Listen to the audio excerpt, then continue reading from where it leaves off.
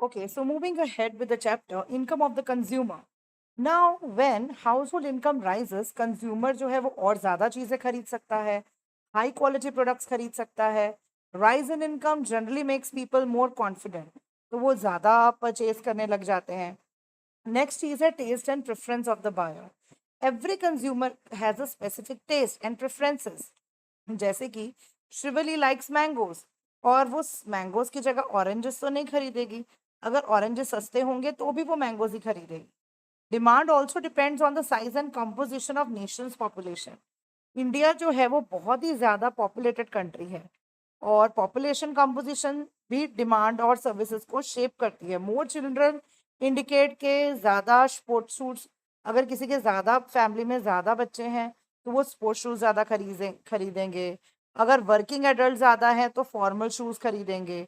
Elderly people जो है वो कंफर्टेबल ऑर्थोपेडिक शूज़ खरीदेंगे. तो फैमिली की कॉम्पोजिशन कैसी है, पॉपुलेशन कैसी है कंट्री की, दिस ऑल्सो डिटरमाइंस. ना what happens when you consume the first mango. जो अब हम चीज़ समझ रहे हैं वो एक कॉन्सेप्ट है. जब आप पहला मैंगो खाओगे आपको बहुत अच्छा लगेगा, दूसरे पे डिलीशियस लगेगा, सेकेंड वन इज गुड. आप तीन चार खा लोगे उसके बाद आपको और खाने की मतलब नहीं क्रेविंग रहेगी. This is because the additional utility और usefulness derive from the product declines.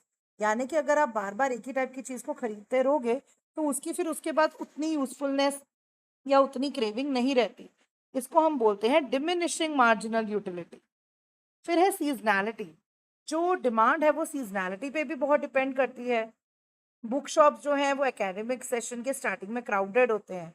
Festivals के टाइम पे स्वीट शॉप्स क्राउडेड होती हैं. विंटर के टाइम पे स्वेटर और जैकेट्स की शॉप. इसका मतलब इंडिविजुअल्स में demand different products at different times of the year, depending upon weather, festival, culture. तो ये सारी चीज़ें. नेक्स्ट पेज पर आता है future price expectations. Future price expectation भी करंट डिमांड को इन्फ्लुएंस करती है. इफ कंज्यूमर एक्सपेक्ट कि भाई आने वाले टाइम में प्राइजेस कम हो जाएंगे तो वो अपनी परचेजेस को पोस्टपोन कर देंगे. और अगर उन्हें लगेगा नहीं आने वाले टाइम में, जैसे अब गोल्ड है उसकी प्राइस बढ़ रही है, लोग सोचेंगे आने वाले टाइम में बहुत महंगा हो जाएगा तो अभी खरीद लो. सो फ्यूचर प्राइस एक्सपेक्टेशंस भी हमारे डिमांड को शेप करती है. Next topic is supply. Now, supply is the quantity of a product that sellers are willing and able to offer at a particular price. कि एक पर्टिकुलर प्राइस पे वो कितनी क्वांटिटी ऑफ प्रोडक्ट ऑफर कर सकते हैं जो सेलर्स हैं. प्राइस इंक्रीजेस, क्वांटिटी सब अगर प्राइस बढ़ता है तो quantity supplied also increases. Price decreases, quantity supplied fails.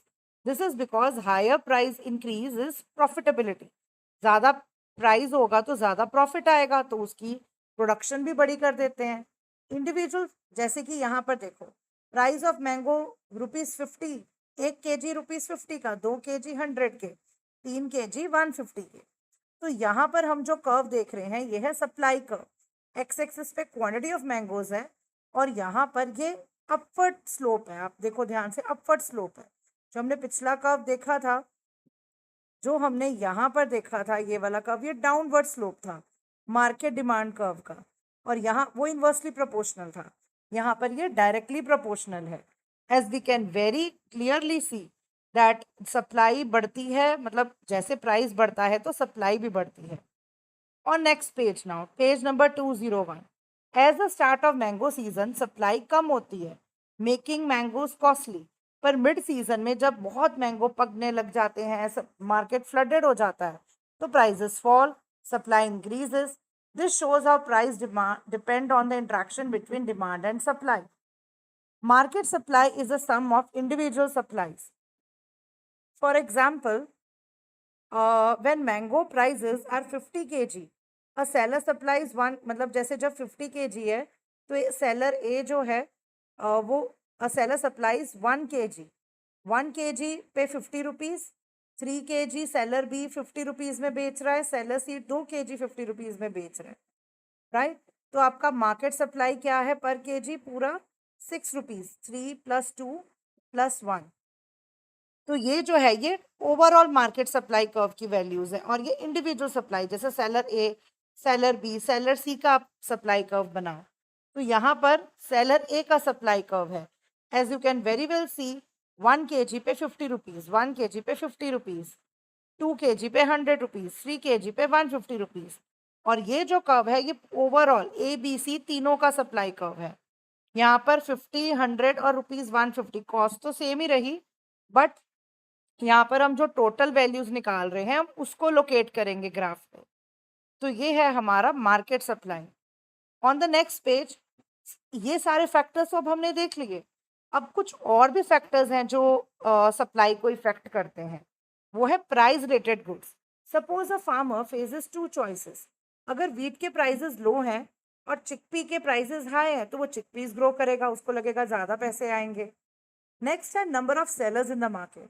अगर if there are more sellers in the market due to higher competition, production बढ़ जाएगी।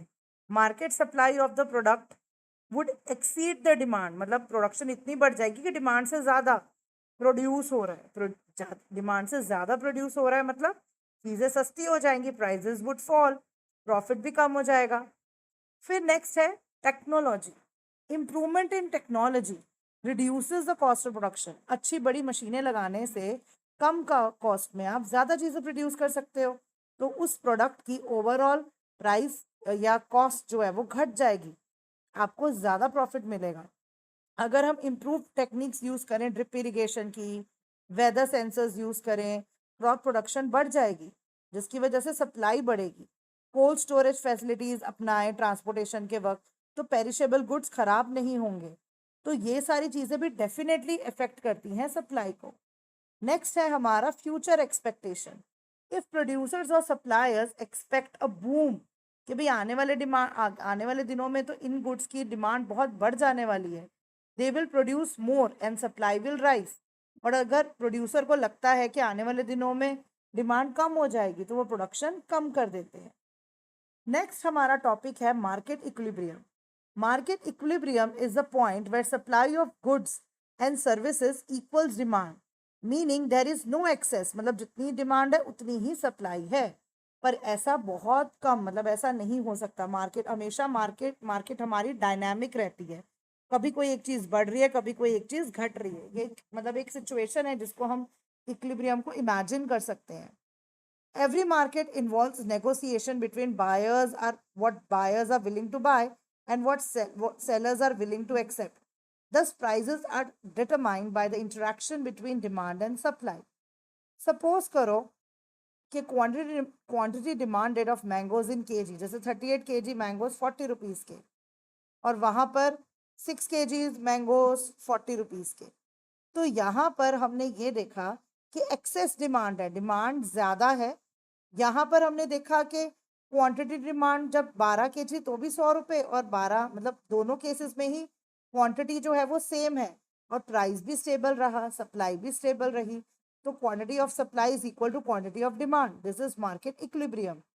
और जब हम ये देख रहे हैं कि एक पर्टिकुलर प्राइस पे जो है वो क्वांटिटी डिमांडेड 8 थी और एक 43 थी, 43 इन केजी, तो ये एक्सेस ऑफ सप्लाई है। देखो पहले 8 kg थी, अब 43 हो रही है। यहाँ पर पहले 38 था, फिर गिर गई, यहाँ पर कम हो गया, यहाँ पर बढ़ गया। तो ये एक्सेस डिमांड की कंडीशन है और ये एक्सेस सप्लाई की कंडीशन है, और ये मार्केट इक्विलिब्रियम। और इक्विलिब्रियम प्राइस कौन सा होगा? 100 rupees. At price of 100 the quantity demanded equals the quantity of supply, this is known as market equilibrium. जो ये वाला ग्राफ है ये मार्केट इक्विलिब्रियम को शो कर रहा है बहुत इजीली। ये देखो ये वाला पॉइंट। लेकिन does market equilibrium exist in real world? We will say equilibrium is the intersection between demand and supply, but in real world markets हमेशा डायनामिक रहती हैं, कंडीशंस चेंज होती रहती हैं। टेक्नोलॉजी, इंटरेस्ट रेट्स, वॉर्स, कभी political event हो गए, कभी कोई पेंडेमिक आ गया, वेदर कंडीशन, कभी भी मार्केट स्टेबल नहीं होती। तो इसलिए रियल वर्ल्ड में तो ये पॉसिबल नहीं है।